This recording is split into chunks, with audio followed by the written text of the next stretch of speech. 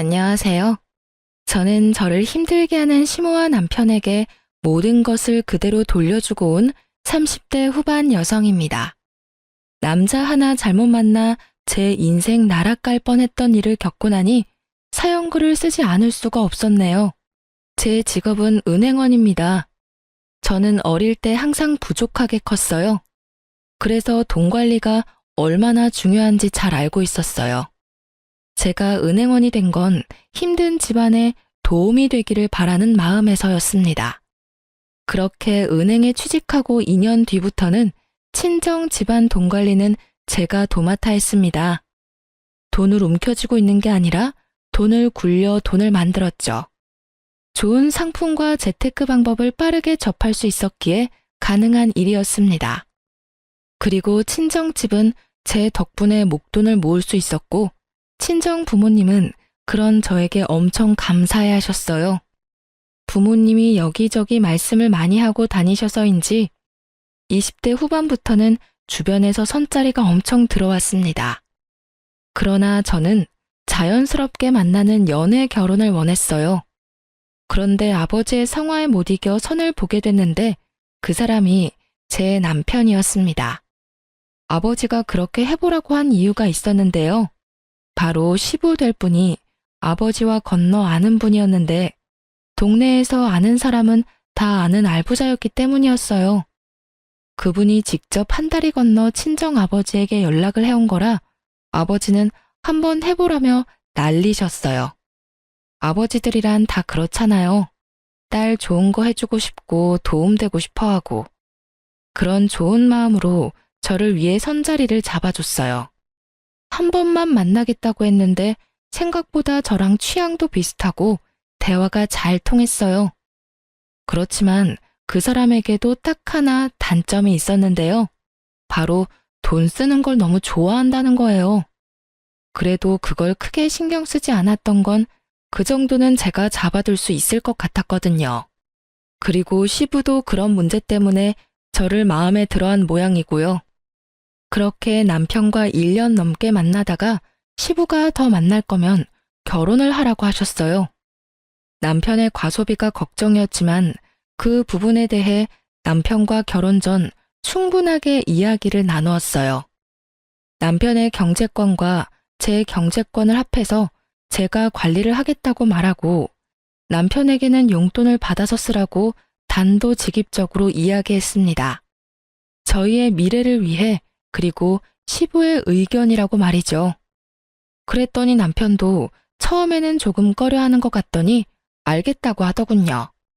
그렇게 저희는 결혼에 꼴이 나게 되었습니다. 그런데 저희 시모는 저를 탐탁치 않게 생각했습니다. 시부가 저에게 잘해준다는 것도 그 이유 중에 하나였지만 남편의 경제권을 제가 가지고 있다는 사실이 견딜 수 없으신 것 같았어요. 제가 시모 곳간을 탐내는 그런 며느리로 보였던 것 같더라고요. 저는 그런 시모의 불안을 해소시켜드리기 위해 2주에 한 번씩 꼬박꼬박 시댁에 남편을 데리고 갔고 남편 이름으로 시댁의 용돈도 두둑히 드렸습니다. 뭘 하더라도 제 이름으로 하게 되면 남편 돈으로 생색내는 며느리라며 타박을 주곤 했거든요. 솔직히 해주고 욕 얻어먹는 건 싫었기에 남편 돈으로 남편 이름으로 해드렸더니 이번에는 다 아들 돈으로 해결하고 너는 돈도 안 쓰냐며 타박을 하더군요. 시모는 그런 사람이었습니다. 그러나 시모와는 달리 시부는 결혼 후에도 저의 든든한 지지자가 되어주셨어요. 특히 재산과 관련된 이야기들은 거의 저와 상담하셨어요. 특히 재테크에 관심이 있으셔서 저도 괜찮은 상품을 소개하고 지인을 알려드리기도 했어요. 결혼 2년쯤에는 시댁 재산도 거의 파악할 수 있었고 시부가 제게 맡긴 재산도 제법 됐어요. 그런데 남편은 정말로 시부와 정반대였어요. 돈 쓰는 걸 그렇게 좋아하는 사람은 처음이었어요.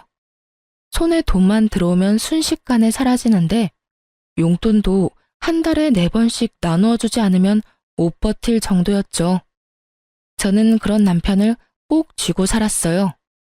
그렇지 않았다면 순식간에 모아둔 재산을 탕진했을지도 모르죠.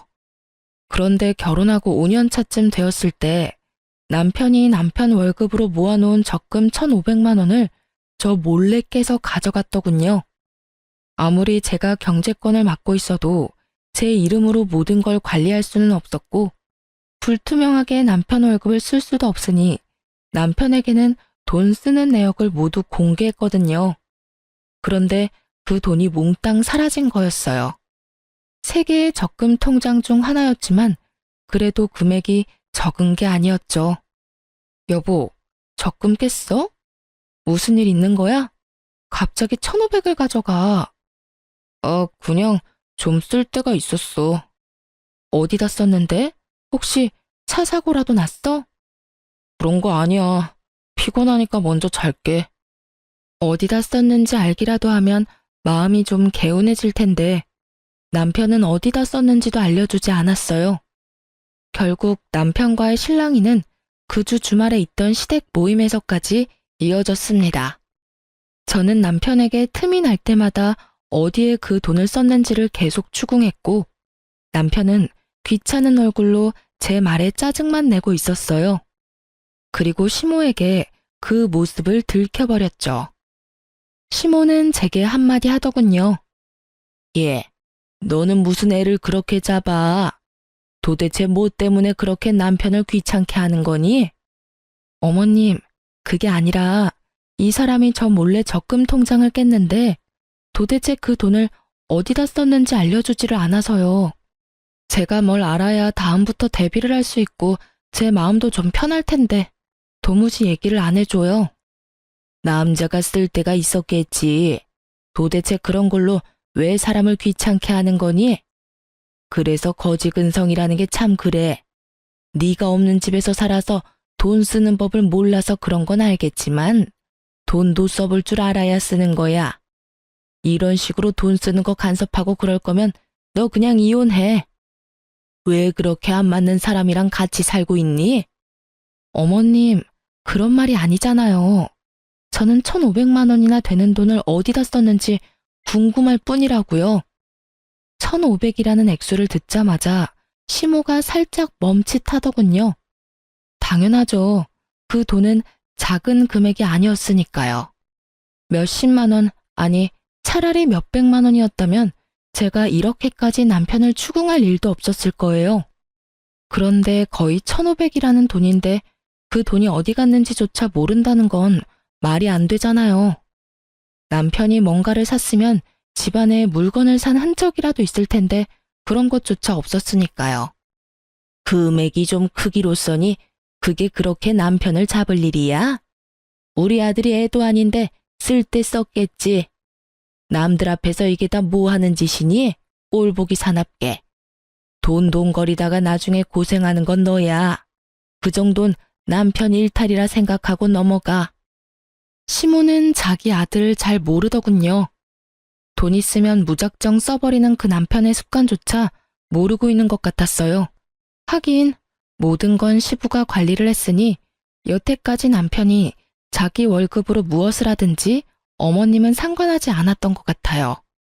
게다가 시모가 빌려준 돈은 갚지 않아도 어차피 아들이니 언젠간 갚을 거라는 생각을 했던 것 같습니다.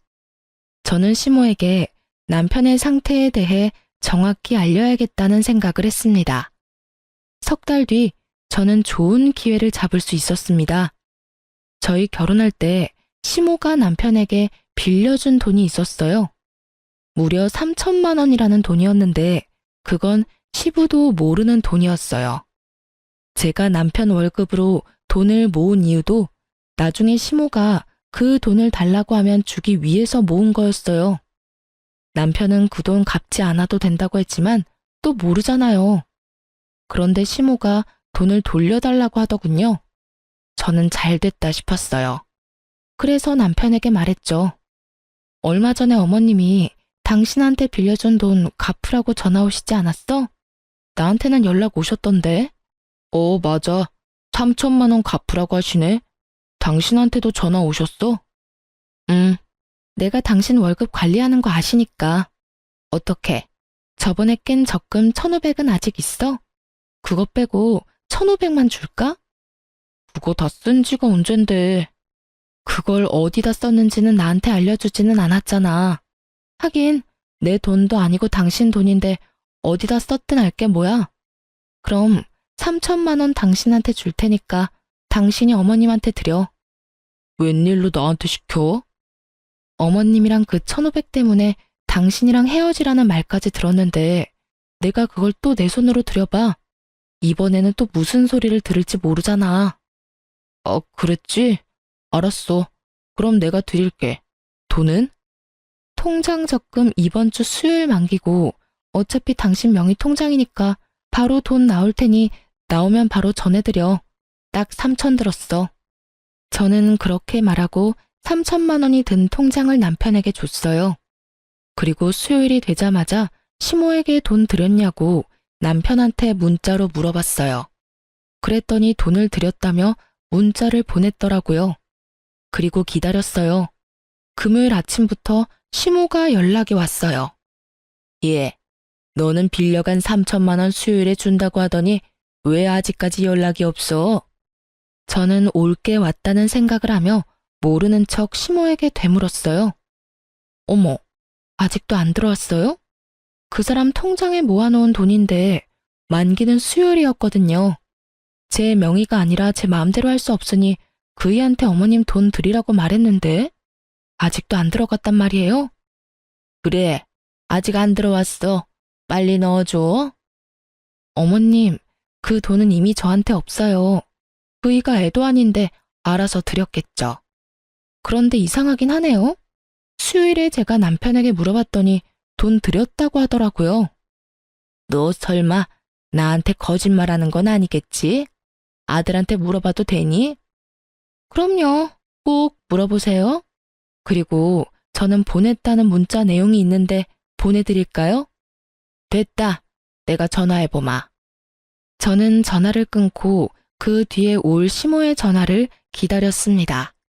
저는 그 돈이 아직까지 남편에게 있을 거라고 생각하지 않았습니다. 돈만 있으면 다 써대는 사람이니 어딘가 썼겠죠. 저번에 1,500만 원이 그대로 사라진 것처럼 말이죠. 그런데 시모와 전화를 끊자마자 남편이 집에 들어오는 것입니다. 저는 좋은 구경하겠구나 싶어 시치미를 뚝 떼고 있었죠. 그랬더니 남편 전화로 연락이 오더군요. 엄마. 무슨 일이야? 그거? 좀만 기다려주면 안 돼? 아직 돈이 안 나와서. 뭐? 그렇게 말하면서 남편이 제 눈치를 보더군요. 저는 왜 그러냐는 눈빛으로 남편을 바라보았습니다. 남편이 한숨을 푹 내쉬더니 말하더군요. 혹시 오늘 엄마 전화 받았어? 전화 받았어. 나한테 돈 내놓으라고 하시길래 당신한테 말씀하라고 얘기했어. 왜 돈이 안 들어왔대? 당신 돈 드렸다고 했잖아. 그게 혹시 적금 해놓은 거 더 있어? 그런 게 어딨어? 당신이 1,500 그때 가져다 쓰고 이번에 남은 게 마지막이야. 이제 더 이상 모아놓은 돈도 없어. 왜 그러는 건데? 어머님이 대체 왜 전화하셨는데? 아무것도 아니야. 그런데 아무것도 아니라는 남편의 말과는 달리 시모는 제게 전화를 했어요. 그래서 저는 남편 앞에서 스피커폰으로 전화를 받았죠. 네, 어머님. 무슨 일로 전화하셨어요? 그이한테 전화는 해보셨어요? 너 도대체 중간에서 무슨 짓을 한 거야? 왜 애가 돈이 없다 그래? 만기가 다 됐다면서. 그런데 왜 아들이 돈이 안 나온다고 하는 거냐고. 이상하네요. 지금 그이랑 같이 있는데 그이한테 다시 한번 물어보시겠어요? 제 말에 남편이 난처한 표정을 짓더군요. 거짓말을 하려고 했는데 딱 들킨 거죠. 당신 어머님한테 돈 안 드렸어? 무슨 일이야? 만기 수요일이라고 내가 말했잖아. 그게... 엄마, 내가 나중에 준다고 얘기했잖아요. 왜 전화까지 해서 이 난리야? 설마 너 그 돈 다 쓴 거니? 3천만 원이나 되는 큰 돈을?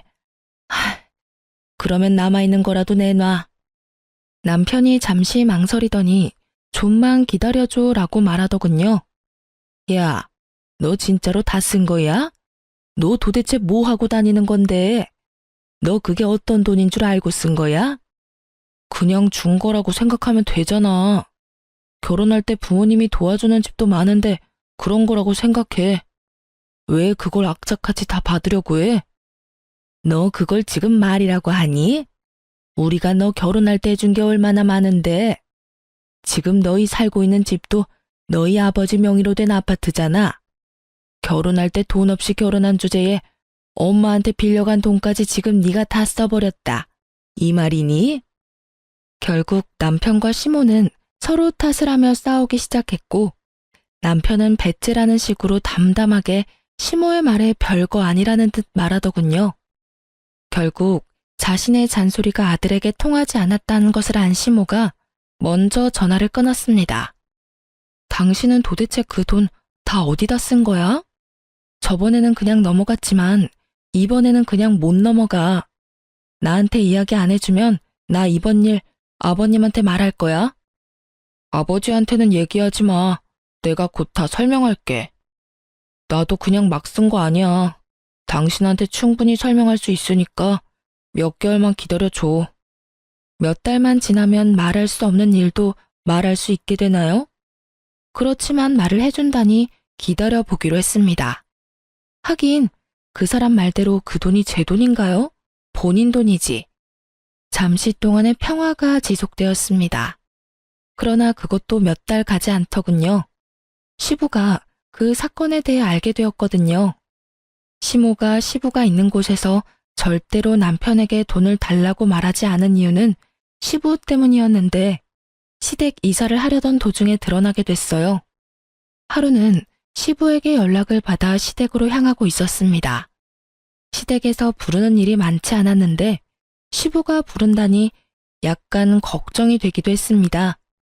웬만하면 잘 부르시지 않고 볼 일이 있어도 밖에서 보는 걸 더 좋아하시는 분이셨거든요. 제가 갔더니 발등에 불이 떨어진 건지 침울한 표정의 시모와 화가 잔뜩 나 얼굴이 붉어진 시부의 모습이 보였습니다. 야, 너 엄마한테 받은 돈 어디 갔어? 시부의 그 말에 남편이 뚱한 표정으로 대답했습니다. 아버지가 그걸 왜 물어요? 엄마가 빌려준 건데. 저희끼리 알아서 할게요. 너 그게 도대체 어떤 돈인지 알고는 있냐? 그 돈, 네 엄마가 우리 집 담보로 대출받은 돈이라고. 너 대체 그 돈을 다 어디다 썼어? 그제야 남편의 표정이 하얗게 질리기 시작했습니다. 시모의 얼굴이 하얗게 질린 것도 그제야 이해가 갔죠. 아버지, 그게 있잖아요. 사실 그 돈은, 제가 다 썼어요. 남편의 이실직고에 시부의 얼굴이 새빨개지더니 갑작스레 시부가 뒤로 넘어가 버렸습니다. 그리고 그 순간부터는 아수라장이었어요. 구급차에 시부가 실려가고 입원을 하고서야 시부가 뇌졸중이 왔다는 것을 알게 됐어요. 평소 고혈압이 있으셨는데 그날따라 남편 일 때문에 약도 못 드시고 화가 나서 남편을 추궁하다가 혈압이 갑자기 오른 것 같다고요. 그런 일이 있으니 남편은 고개도 들지 못하고 있었습니다. 그렇지만 이 와중에 시모는 남편이 아닌 저의 탓을 하더군요. 네가 문제야. 네가 중간에서 잘 해결했으면 이런 일이 없었지 않니?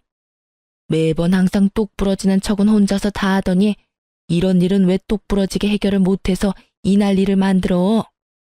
어머님, 저번에 이 사람이 1,500만 원 다 써버렸을 때 저한테 뭐라고 그러셨어요? 남편도 못 믿으면서 무슨 결혼 생활을 하냐고. 그렇게 살 거면 이혼하라고 하셨잖아요. 그래서 저는 이 사람 믿어준 것 뿐이에요. 그리고 어머님께서도 아셔야 된다고 생각했고요. 그 돈을 제가 쓴 것도 아닌데 왜 제 탓을 하는지 모르겠네요. 남편 명의였고 남편 이름으로 된 통장에 있었어요. 그러면 당연히 남편한테 물어야 하는 게 맞는 거 아닌가요? 왜 아무 상관없는 저한테 계속 책임을 지라고 말씀하시는 거예요? 그렇게 말하면 안 되지. 여태까지 우리 집 재산 관리는 네가 다 했지 않니? 그런데 왜 갑자기 이번 일만 네가 쏙 빠진 거야? 나는 너 용서 못해. 그러니까 네가 책임지고 네 시아버지 돌봐라. 집 팔고 들어와서 시아버지 수발 들어. 다 늙은 내가 해야겠니?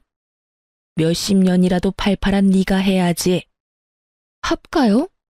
아버님이 아프시면 전문 병원에 맡기는 게 맞는 거고, 합가를 하지 않아도 아버님을 충분히 돌볼 수 있어요. 왜 굳이 합가를 하시라고 하는 건지 모르겠네요. 그리고 누누이 말하지만 돈을 쓴 건 제가 아니에요. 어머님이 저한테 뭘 원하는지는 모르겠는데 그런 걸 원하시기 전에 아들하고 이야기를 더 해보세요. 그 1,500, 3,000 어디다 썼는지요. 남편이 그 돈 몰래 안 썼으면 아버님 쓰러질 일이 있었겠어요? 그리고 당신이 이야기해봐. 왜 당신이 저지른 일 때문에 내가 이렇게 스트레스를 받아야 해? 나는 이런 식으로 합가하는 건 원하지 않아.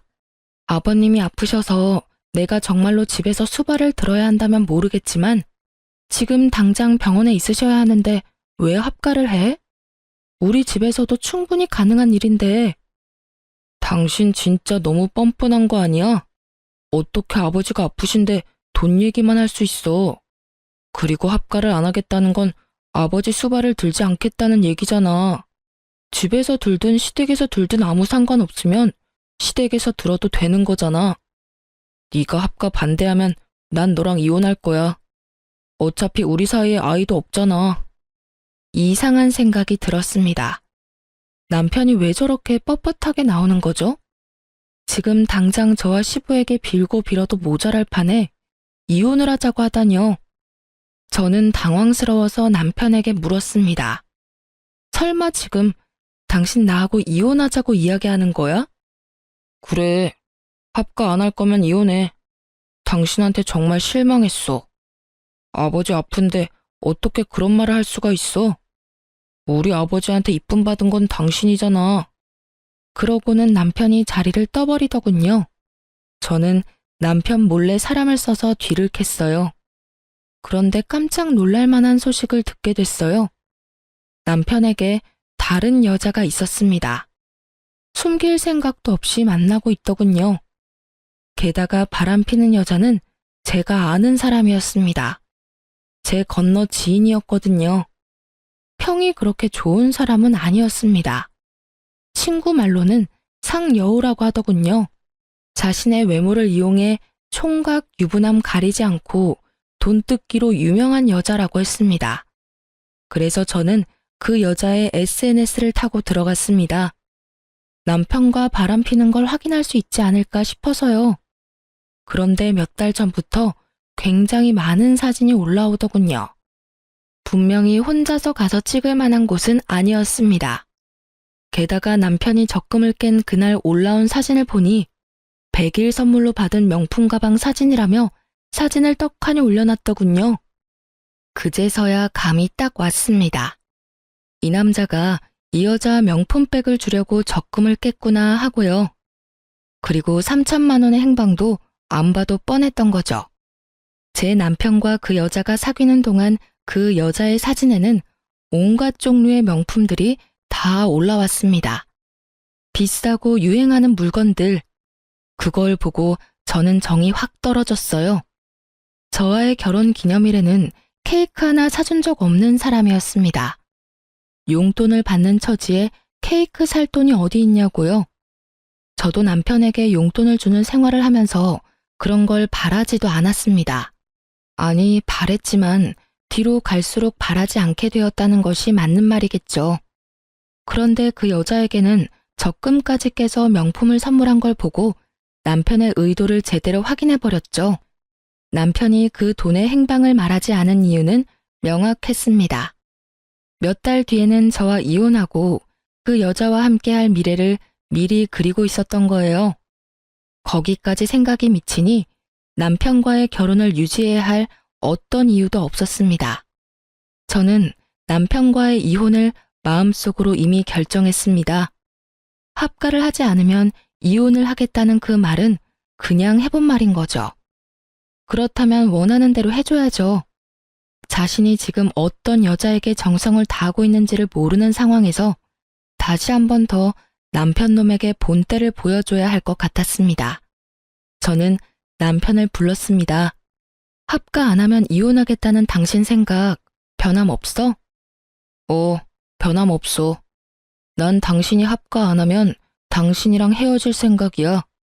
아버지 병간호 안 하는 며느리는 필요 없다고 생각해. 분명히 말하겠는데 나는 병간호 하지 않겠다고 말한 적 없어. 아버님을 모시더라도 그건 우리 집에서도 할 수 있다는 말이었고, 그런데 당신이 지금 앞뒤 다 잘라먹고 무조건 합가 안 하면 이혼하겠다고 하고 있잖아. 그만하자. 이렇게 말 돌리는 거 나 다 알아. 제 말에 남편 놈이 흠칫하더군요. 당신이 왜 이혼하자고 하는지 다 안다고. 당신 바람 피고 있잖아. 나 몰래. 그래놓고 정말 웃기다. 아버님 핑계 대면서 이혼하자고 하는 거야? 차라리 솔직하게 말하지 그랬어. 다른 여자랑 같이 있고 싶으니까 이혼하자고. 무슨 말이야? 내가 무슨 바람을 피워?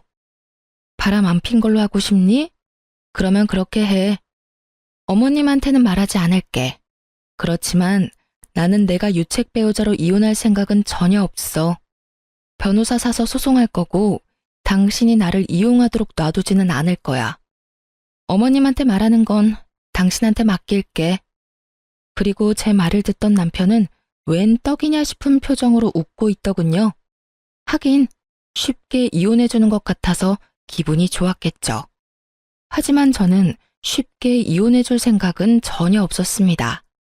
그리고 이혼 소식을 시모가 들었는지 저에게 전화가 왔더군요.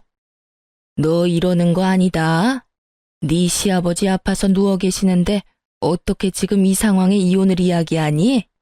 너 설마 아버지 수발 들기 싫어서 이혼하자고 하는 거니?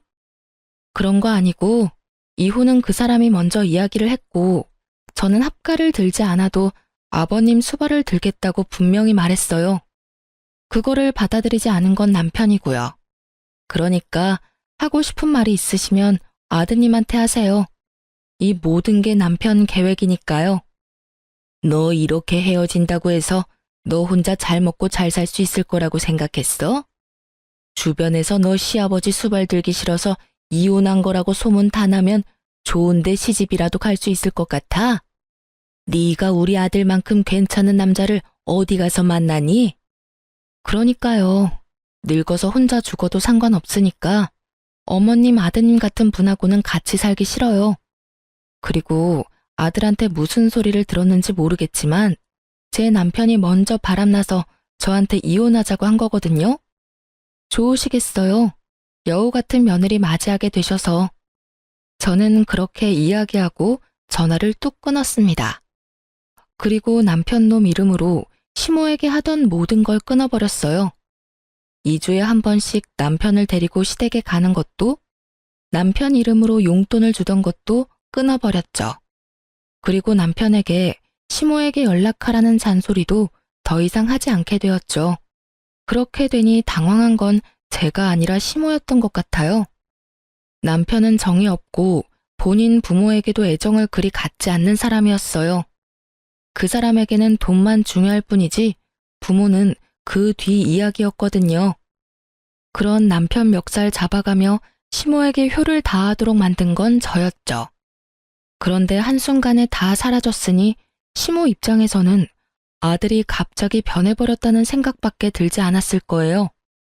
그리고 저는 이혼 소송을 하면서 상대방 여성에게 상간녀 위자료 소송까지 했습니다.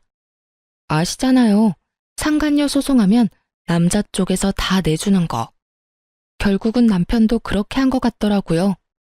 그 여자에게 빠져서 시모에게 주던 돈도 그 여자한테 주고 시모에게 매주 가던 것도 그 여자에게 가고 제가 모아뒀던 돈으로 그 여자에게 차까지 선물했더군요. 그것을 알게 된 것은 그 여자의 SNS에서였습니다. 제가 이혼을 선언하고 난 뒤부터 그 여자 SNS에는 남편에게 받은 선물들로 가득 차더군요. 그리고 남편 놈의 얼굴도 같이 찍혀 나오기 시작했죠. 아주 당당하고 자신감 있는 상간녀의 행보였습니다. 제가 할 복수는 간단했습니다. 저는 이혼 판결 떨어지기 직전에 제가 담당하고 있던 시부의 재산 관리에 대해 남편에게 알려줬습니다. 특히 시부가 특별히 관리하던 부동산 같은 경우에도 남편에게 다 알려줬어요. 모든 것이 시부 명의로 되어 있는 재산들이 있기 때문에 저는 이혼 전 남편에게 모든 것을 돌려준다는 명목하에 시부 재산과 관련된 것도 남편에게 다 알려준 거였어요. 제가 남편에게 그 목록을 알려주었을 때 남편은 눈이 확 커지더군요. 이게 다 뭐야? 이거 아버님이 나한테 관리하라고 했던 재산 목록들이야. 아버님 명의로 되어 있으니까 내가 가지고 있어봤자 아무 소용없고 어차피 당신과 나 이혼할 건데 이런 거 가지고 있다가 이혼할 때 또 무슨 소리 들을지 모르니 깨끗하게 다 당신한테 돌려주는 거야. 원래라면 아버님한테 돌려드려야 하는데 아버님 상태가 지금 좋지 않으시잖아. 그러니까 당신이 책임지고 관리하고 어머님한테도 말씀드려. 난 당신과 이혼하면 이 일에서 완전히 손 뗄 테니까. 남편의 눈동자가 욕심으로 번들거리는 것이 보였습니다. 그리고 이혼하고 한 달 뒤 시모에게 연락이 왔더라고요.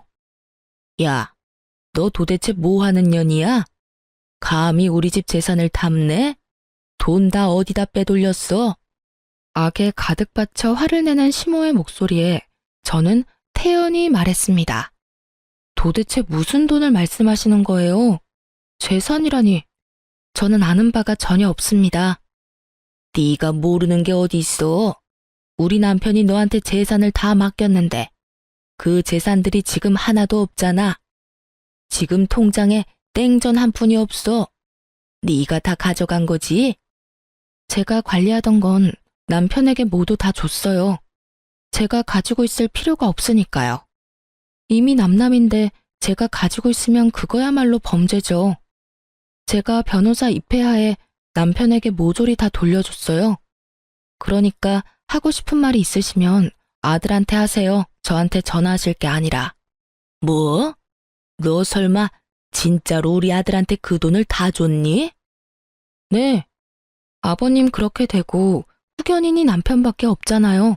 그래서 준 거예요. 네가 지금 정신 나간 짓을 했어. 너 지금 집이 어떻게 돌아가는지 아니?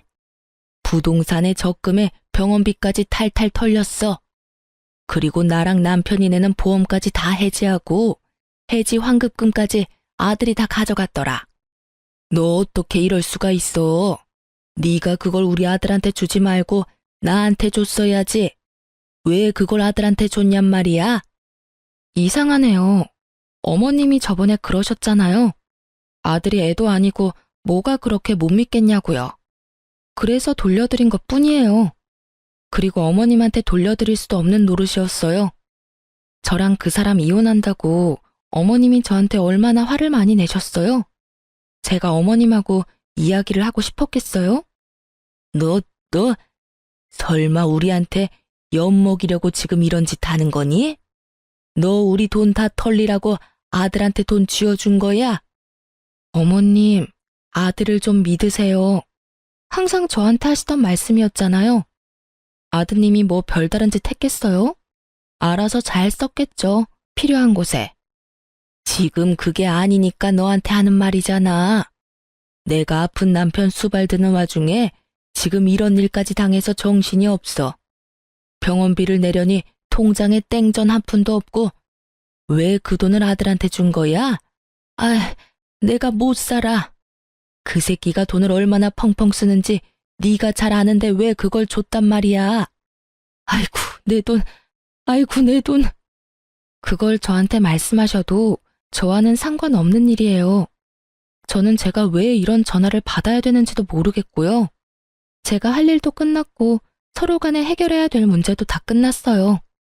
이혼 판결 나왔고 그리고 그 사람이 바람 펴서 이혼하는 바람에 유책 배우자 돼서 저한테 위자료도 지급해야 했죠. 다행히 아닐 수 없네요. 그래도 위자료는 제대로 들어왔거든요. 상간녀 위자료도 잘 들어왔더라고요. 전 남편이 대신 내줬나 봐요. 그 돈이 어디서 났는지는 잘 알겠네요. 여하튼 저는 할 얘기 없으니까 앞으로 저한테 전화하지 말아주세요. 전화를 끊으려는데 갑자기 울먹거리는 시모의 목소리가 들려왔습니다. 여느라가 미안하다. 내가 잘못 생각했어. 너랑 우리 아들이 헤어지는 게 맞다고 생각했는데 그게 아니었다. 그 상간녀는 우리 집에 들어와서는 안 돼. 그동안 네가 얼마나 고생했는지 내가 이제 알겠다. 이제 알았어. 네가 잘해준 것도 모르고 내가 그렇게 굴어서 정말 미안했다. 그러니까 제발 돌아오지 않을래? 우리 아들이 정신이 나갔나 봐. 그 여자한테 정신이 팔려서 부모를 내팽겨쳐두고 보살피지도 않고 있어. 게다가 집안에 있는 돈은 씨가 다 마를 정도야. 제발 부탁이다. 돌아오면 안 되겠니? 저는 그 말에 대꾸도 하지 않고 끊어버렸어요. 들려오는 소문에 의하면 시모는 그날 쓰러진 뒤로 병원 신세를 지고 있고 남편과 상간녀는 결혼식을 위해 열심히 돌아다니고 있다고 하더군요. 시부가 쓰러지든지 말든지 시모가 쓰러지든지 말든지 아무 상관없이 열심히 비싸고 좋은 거 구경하면서 돌아다녔더군요. 사업을 하는 시부가 쓰러져서 돈 벌어다 줄 사람도 없는데 돈을 그렇게 써대는 걸 보니 조만간 돈이 다 떨어질 것 같더라고요. 게다가 시모 성격도 보통이 아니잖아요. 남편이 결혼하겠다고 데려온 예비 며느리를 가만히 둘 성격은 아니었습니다. 그렇지만 이 모든 것들은 제가 신경 쓸 일이 아니었습니다. 저는 이미 헤어진 사람이고 이혼을 했으니까요. 그들의 일은 그들에게 맡기는 게 현명한 일이겠죠.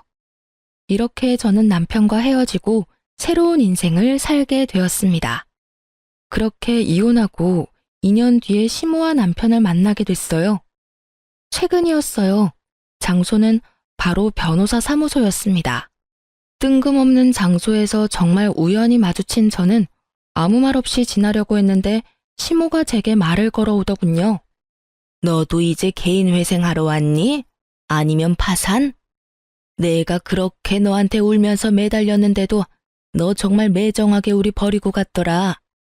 네가 아들이랑 이혼하는 바람에 집안이 풍비박산이 났어. 결혼했으면 끝까지 남편을 책임졌어야지. 뭐하러 남편 내버려뒀다가 집안을 엉망진창으로 만들어. 네가 우리 아들을 망쳐놨어. 이게 전부 다 네 탓이야. 그래, 우리 이렇게 만들어 놓고 너는 편하게 살 줄 알았니? 너도 봐, 개인 회생하러 왔잖아. 2년이 지났는데도 여전하시더라고요. 미안하다고 했던 건 거짓말이었나 봅니다. 제가 뭘 잘못했어요? 말해보세요. 제가 잘못해서 이혼했나요? 저 사람이 다른 여자 만나면서 돈 쓰느라 이혼하게 된 건데 모두 제 탓이라고요? 제가 그렇게 할 이유가 전혀 없잖아요. 저는 아버님 재산을 불리려고 노력했으면 했지 이런 소리 들을 만큼 나쁜 짓 한 건 없어요. 내가 모를 줄 알았니? 우리 아들이 너한테 그렇게 돈을 많이 썼다며? 네가 그렇게 사치스러웠다는데 우리 집안 돈 네가 가져간 거 맞잖니? 돈 관리한다는 명목으로 재산 가져간 것도 너지? 시모가 하는 어이없는 말에 저는 전 남편 놈을 쳐다봤습니다. 전 남편 놈은 다른 곳을 쳐다보며 제 눈을 바라보지 않더군요. 자기 잘못을 끝까지 반성하기는커녕 제게 뒤집어 씌우는 걸 보며 저는 화가 났습니다. 제가 남편에게 무언가를 많이 받아봤다면 그런 말을 들어도 할 말이 없었을 거예요. 그런데 저런 남편에게 결혼기념일 선물도 받아본 적이 없거든요. 저는 시모에게 어이없다는 듯이 말했습니다. 저 남자가 무슨 말을 어떻게 했는지 모르겠지만 저는 남편에게 결혼기념일 선물도 받은 적이 없어요. 제가 용돈을 주는 생활을 하다 보니 남편이 그러더군요. 용돈 받는 처지에 선물은 못 산다고요. 그래서 각자 선물을 준비하는 대신 생활비에서 돈을 조금 떼서 커플 신발이나 커플 옷을 사는 게 저희 결혼기념일을 보내는 방법이었어요. 엄밀히 따지면 제 돈으로 신발 산 거랑 뭐가 다르죠? 저도 생활비를 내고 저 사람도 생활비를 내는데 거기다 더 웃긴 건 케이크나 음식은 제가 모두 다 준비했거든요. 그리고 전 남편 월급이 어떻게 쓰였는지는 제가 정확하게 다 기록해 두었고 영수증도 다 모아놨기 때문에 보시면 알 거예요. 그거를 안 보시고 지금 여기 와서 저한테 이런 말 하시는 건 말이 안 되죠. 그리고 어머님은 제가 그 돈을 다 썼다고 생각하는데 어머님 예비 며느리가 그 돈을 다 쓴 거예요. 아니지. 지금은 예비 며느리가 아니라 며느리겠네요. 재혼했잖아요. 전 남편은 고개를 푹 숙이며 제 눈을 마주하지 못했고 시모의 얼굴은 사색이 되어 하얗게 질렸습니다. 그걸 보니 상간녀와 남편이 잘 되지 않았다는 걸 짐작할 수 있었습니다. 하긴 그렇게 돈을 좋아하는 여잔데 개인 회생이나 하는 남자와 만나고 있을 리 만무하죠. 저는 마지막으로 시모에게 팩트를 날렸습니다. 제가 전 남편과 처음으로 다투게 된 그 1,500만 원 사건, 그 1,500도 상간녀 가방 사는데 들어갔더라고요. 그 여자 SNS 확인해보니 그 적금 깬 날 1,000만 원 넘는 가방 자랑하려고 사진을 휘황찬란하게 올려놨더라고요. 전 남편이 어머님한테 돌려줘야 했던 3,000만 원도 그 여자한테 썼던 것 같던데 확인 안 해보셨나 보네요? 시모가 제 변명 아닌 변명을 듣고는 다 이해한다는 어조로 제게 비웃으며 말하더군요. 그래, 뭐든. 너도 지금 개인 회생하러 변호사 사무실 찾아왔는데 그런 너 붙잡고 이런 말 하는 것도 웃긴 일이지. 안 그러냐? 시모는 마지막까지 저의 자존심을 박박 긁으려는 듯 소리를 지르더군요. 그리고 그때 변호사 사무실에서 변호사가 나왔어요. 그리고 변호사가 저를 향해 여보라고 부르는 순간 그 공간이 싸늘하게 식었습니다. 여보, 서류 놔두고 간 거 있다고 해서 갖다 주러 왔어. 이거 맞지? 맞아. 고마워. 여기까지 오느라 고생했어. 조금 있다가 점심시간이니까 기다릴래? 같이 밥 먹으러 나가자. 제게 잠시만 기다려달라고 하던 남편이 대기하던 한 사람을 데리고 변호사 사무실로 먼저 들어갔어요. 저는 시모를 보며 웃었습니다. 저는 개인 회생하러 온 게 아니고 재혼한 남편 서류를 주러 왔어요. 무슨 착각을 하셨는지 모르겠지만 저는 개인 회생 파산과는 거리가 멀거든요. 알다시피 돈 관리는 철저하게 하니까요. 누구랑은 다르게요. 어쨌든 과거 이야기는 과거 이야기고 솔직히 말하면 저는 지금도 잘못 없다는 입장이에요. 여자한테 빠져서 저에게 이혼을 요구한 것도 남편이고 제가 시어머니에게 드리라고 했던 아버님의 재산을 다 탕진한 것도 남편이죠. 그리고 남편에게 그 어떤 선물도 받아본 적이 없는 것이 저예요. 무슨 탓이든 탓을 하고 싶으면 남편 상간녀한테 하세요. 얼마나 되는 돈을 탕진했든 그 여자가 다 가져간 거니까. 그렇게 말하고 뒤돌아 나가려던 제가 한마디 더 붙였어요. 아 참, 그리고 저희 남편 실력 좋거든요. 그러니까 상담 잘하고 가세요. 2년 만에 재산 탕진한 거 보니까 참 딱하기는 하네요. 하늘이 무너져도 솟아날 구멍은 있다니 이야기 잘하고 상담 잘 받고 가세요. 그렇게 이야기하고 조금 뒤 남편이 사무실에서 나오면서 제 손을 잡았습니다. 상담이 많이 밀려서 미안해. 식사는 뭘로 할래? 뱃속에 있는 우리 아이는 뭘 좋아할까? 아이가 좋아할 만한 것으로 먹을까? 지금 우리 아이는 한식이 너무 먹고 싶대. 우리 맛있는 한정식 먹으러 갈까? 그래, 우리 여왕님이랑 우리 공주님이 원하는 건 뭐든 들어줘야지. 다정다감한 남편 덕분에 의도치 않게 금술 좋은 부부 모습을 보여주었더니 절 쳐다보는 표정에 부러움과 시기가 가득하더군요. 게다가 전 남편과 사이에는 가지지 못했던 아이까지 가지고 있으니 시모의 얼굴에는 짜증이 한가득이었습니다. 그러나 부끄러워서였는지 얼굴이 뻘겋게 돼서는 나중에 다시 오겠다며 나가버리더군요. 도망가는 두 사람의 모습을 보니 참으로 웃겼습니다. 상간녀가 없는 걸 보니 두 사람은 이미 찢어진 것처럼 보였어요. 나중에 들어보니 전 남편이 개털된 걸 알고 상간녀가 애저녁에 손절했더군요. 결혼하겠다며 드레스며 예식장이며 다 돌아다녀 놓고는 원하는 걸 얻지 못하니 순식간에 헤어졌더라고요. 그렇지만 상간녀도 이번에는 그 일에 대한 대가를 확실히 받았더라고요. 제 말을 들었던 시모가 상간녀를 쫓아다니며 아들이 준 돈 다 내놓으라며 가는 곳곳마다 따라다니며 괴롭혔다고 하더라고요. 결국 버티다 못한 상간녀가 전 남편에게 받은 물건들 중에 몇 가지를 되돌려줬다고 하더군요. 하지만 이미 중고가 된 상품들이었고 다시 되파는 것도 손해를 보는 것이었기 때문에 잃어버린 돈만큼 돌려받지는 못했다고 해요. 전 남편과 시모는 남편 사무소 앞에서 한바탕 싸운 모양이었습니다. 남편 회사 직원이 나중에 이야기를 해주더군요.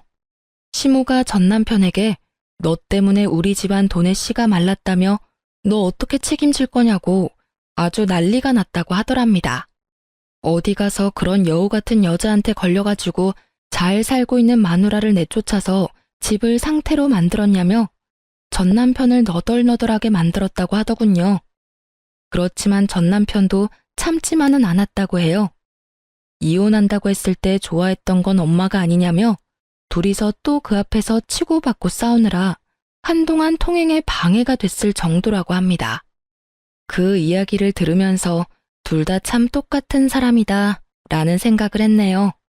자기들이 뿌린 대로 거뒀을 뿐인데 둘 다 잘못했음에도 불구하고 서로 남탓만 하고 있으니까요. 저는 그런 사람들과 일찌감치 잘 헤어지고 새로운 남자와 잘 살고 있습니다. 재혼이라 좀 걱정스러웠지만 상대방도 재혼이라 조금은 덜 부담스러운 상황이었죠. 이제는 아이도 생기고 더 안정적이고 행복한 생활을 하고 있습니다. 솔직히 전 남편을 생각하면 아직도 짜증나고 부끄럽고 지워버리고 싶은 기억이라고 생각하고 있지만 그 일이 없었다면 제가 이렇게 빠져나올 일도 없었겠죠.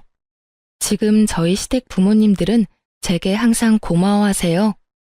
남편과 함께 시댁 친정 재산을 불려주려고 열심히 노력하고 있는 저에게 매번 고맙다며 감사 인사를 하시거든요. 그렇게 하지 않아도 된다고 했는데도 고마움을 표현해 주시는 부모님들을 보면 저도 더 열심히 도움이 되고 싶은 마음을 가지곤 합니다.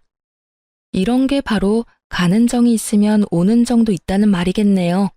긴 글 읽어주셔서 감사합니다. 모두들 행복한 하루 되세요.